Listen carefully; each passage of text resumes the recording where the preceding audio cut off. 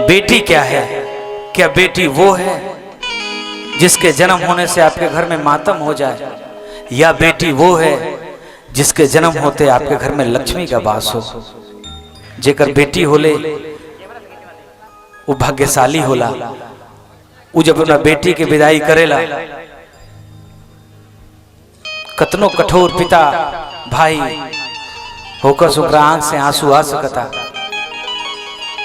एगो गाना हमने के बनैनी सा कि बेटी की परिभाषा क्या है।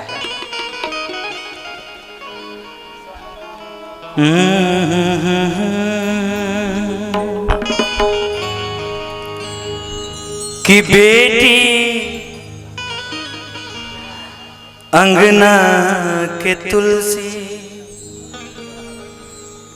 जिसके जिसके घर में बेटी होगी और जो किस्मत वाला होगा उसके बेटी होगी, उसके घर में बेटी होगी। कि बेटी अंगना के तुलसी, घर के मान होली हो। कि अपना बाबूजी के पीरिए और माई के पीरिए परान होली हो। वैसे भी बिटिया जो बेटी हो खेले वो अपना पिता के सबसे करीब हो खेले। और वह सब देख ले हो कम कि पिता वृद्ध हो गए हैं, उनकी तबीयत खराब है, उस समय बेटा नौकरी में होता है, नहीं पहुंच पाता है। बिटिया कहीं से भाग करके पहुंचती है अपने पिताजी के उस अंतिम क्षण में। इसलिए बेटी अपने पिता के सबसे करीब होती है। कि अपना अरे बाबूजी के पीरिए और माई के पीरिए परान होली हो। बेटी अंगना के तुलसी, घर के मान होली हो। बेटी अंगना के तुलसी, घर के मान होली हो। बेटी अंगना के तुलसी।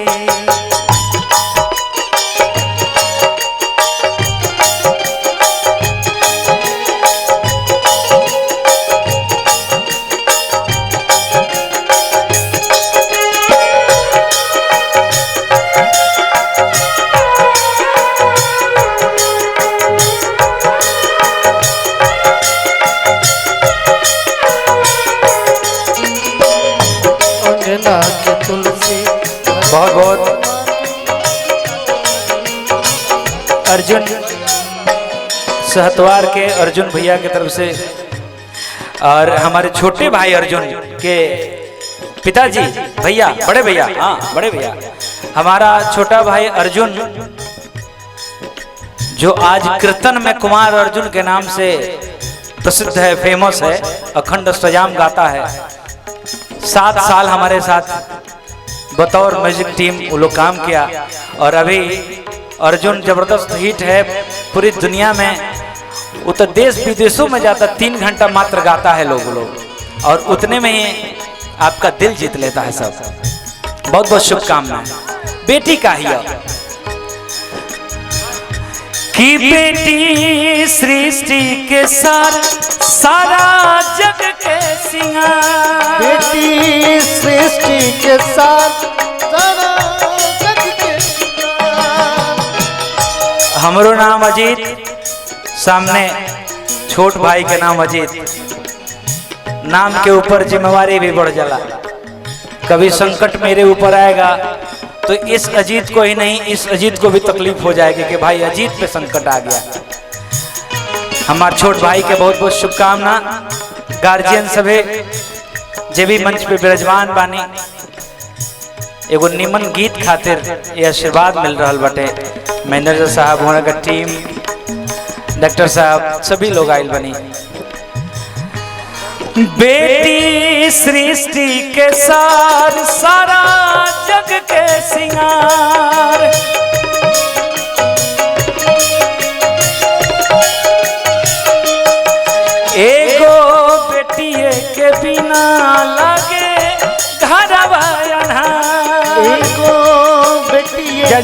भाई हमार भाई। घरवा अनार। और उपेंद्र बाबा हमार महाराजगंज एसबीआई के मैनेजर, क्या बात है, बैंकर लोग, और हमार बड़का भैया अरविंद सिंह भैया, और मित्र अमित सिंह जी, दिलीप भैया, गोल्डन भैया, हमार रंजय भैया, डॉक्टर साहब, इस सब लोग के बहुत बहुत शुभकामना है। ले जा बोरा में पैसा उठा के बाबू लोग, उठाव लो पैसा। बहुत बहुत धन्यवाद। दिलीप भैया आर्मी मैन हैं, और करनामेपुर से संतोष ठाकुर भैया आयल बने, वाह बहुत बहुत, चिमनी के मालिक है वो। बेटी सृष्टि के सार, सारा जग के सिंगार।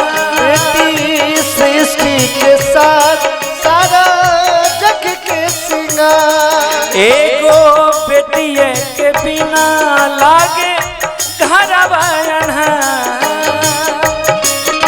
के बिना लागे घरवा अन्हार।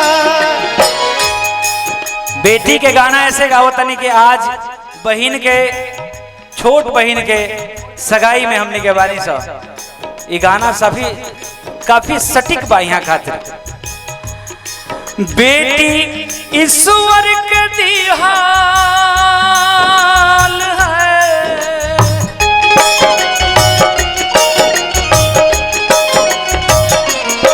बेटी ईश्वर के दिहाल, वरदान होली हो।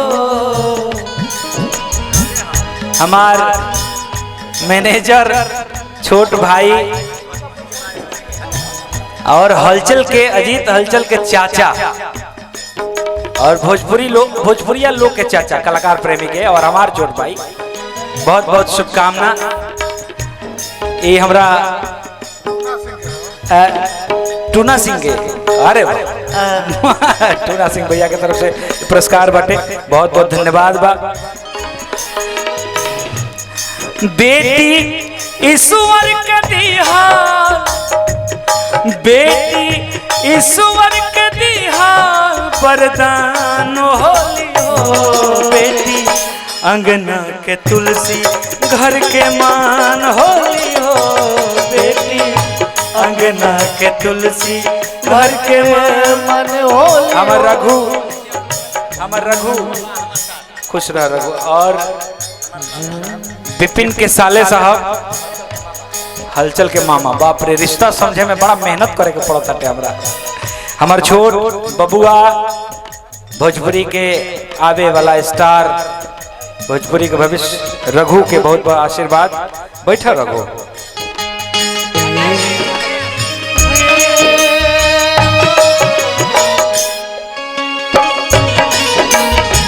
क्या बात है।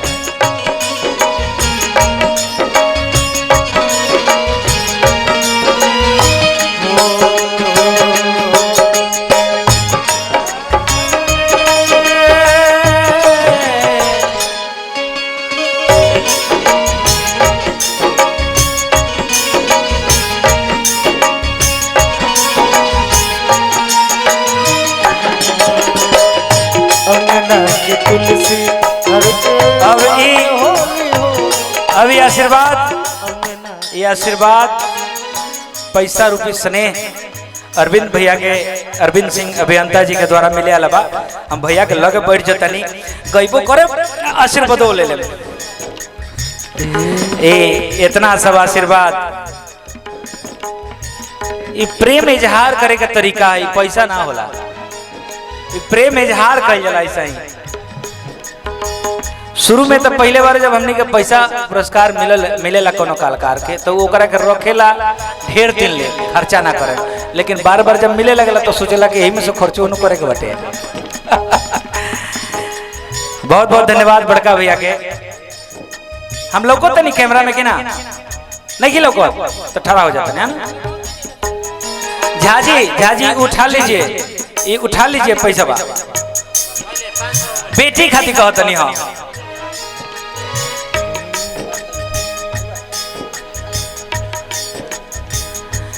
जेकरा पौआ के पास होला लक्ष्मी के वास। जेकरा पौआ के पास होला लक्ष्मी के वास। और अक्सर वालों देख ले के जहानाबाद के हीरो हमारे छोट भाई शिव कुमार बिक्कू, हैप्पी बर्थडे भाई। 2 दिन बाद कोनो बात नहीं क्या, अभी मैंने 2 दिन बाद तक ले बर्थडे के लहर तो रहबे न करला भाई। क्या बात है, बहुत बहुत धन्यवाद हमारे छोट भाई के। और यही बीच में हमारे छोट भाई एक और गोलू राजा, क्या बात है, छोटे भाई को बहुत आशीर्वाद मेरा भाई। और चंदन यादव मेरा छोटा भाई एक और, क्या बात है, लव यू मेरे भाई। हमारे मुकेश राय भाई जबरदस्त के उद्घोषक, हमारे मित्र भी, छोटे भाई भी, बहुत बढ़िया। और रवि रंजन भैया हमारे उद्घोषक और जबरदस्त के उद्घोषक। रवि रंजन भैया अगर आवाज सुन रहे हो तो प्लीज मंच की तरफ जरूर आइए, क्या कि अजीत हलचल भाई आपको ढूंढ रहे हैं। जेकरा पौआ के पास होला लक्ष्मी के वास।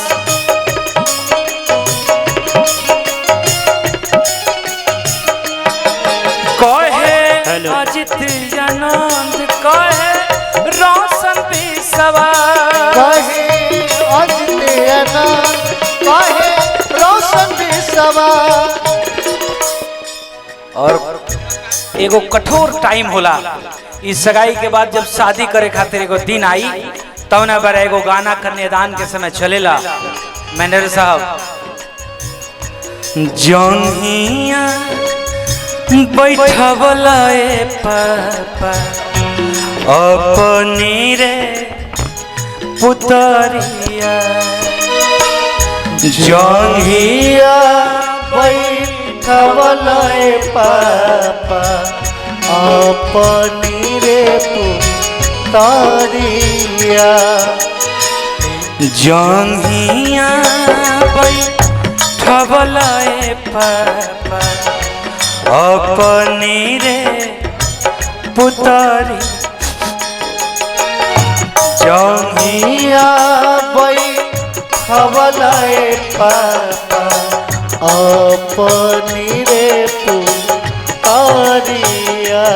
और जाना बरे ई गाना होला ओबरे कठोर से कठोर पिता बाप कतनो शान बघारे वाला मोच प्रताप दे वाला आदमी होखी हैं, ओकरा आंख से एक बूंद आंसू तो जरूर टपक जाए, भले वो सामने के ऊपर दिखावस चाहे मत दिखावस। यही से कहल गइल बा कि बेटी अरे दानो में दान,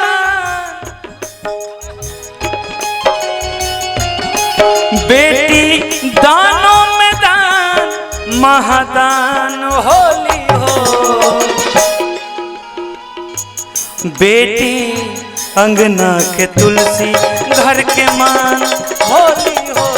बेटी अंगना के तुलसी घर के मान होली हो। बेटी अंगना के तुल अपना बाबूजी के पीरिए माई के पीरिए परान होली हो। बेटी अंगना के तुलसी घर के मान होली हो।